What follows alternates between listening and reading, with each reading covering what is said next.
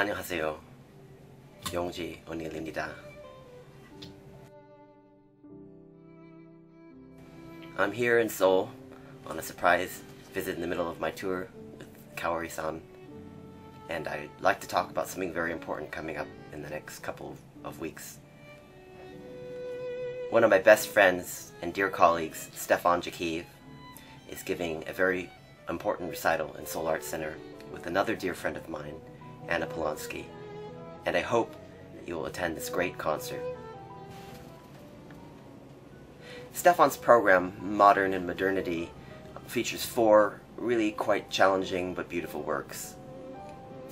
The first, Stravinsky's Suite Italienne, is a classic and doesn't sound really that new at all. Stravinsky was looking back, and it's quite accessible. The Copland Violin Sonata, I've heard him play in Seattle a few summers ago, and it was amazing. He really plays it very well. The Lutoslawski Subito for violin and piano is a very interesting work, and to close the program is a very, very classic staple of the repertoire of Strauss's Violin Sonata, and one of the most amazing performances I've ever heard in my life was Stefan playing this sonata in Seattle as well, and it was completely riveting, from the heart, so beautiful that I was actually in tears, and I think that's Stefan's great ability to be able to speak to people, and it's pure magic, and I wouldn't miss this concert. It's a little bit difficult for me to talk about Stefan because we're so close,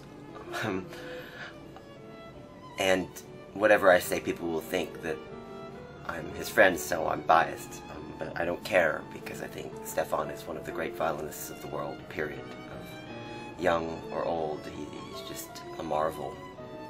His sincerity, his honesty, the excitement, the truth in his playing, it's all there. It really is. He's just so amazing, and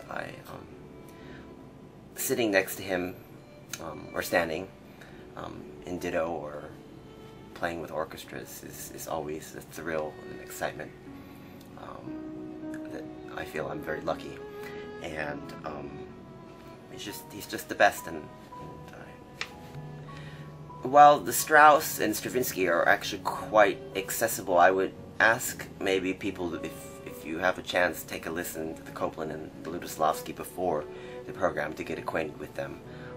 I think both are very interesting in their sense of what kind of colors they capture. You know, Copland is America's great composer. Lutoslawski, I think, has really been a huge staple of the repertoire. I mean, he's added a lot of very interesting things symphonically, and his violin and piano pieces, I think, worth visiting just to get acquainted before the performances.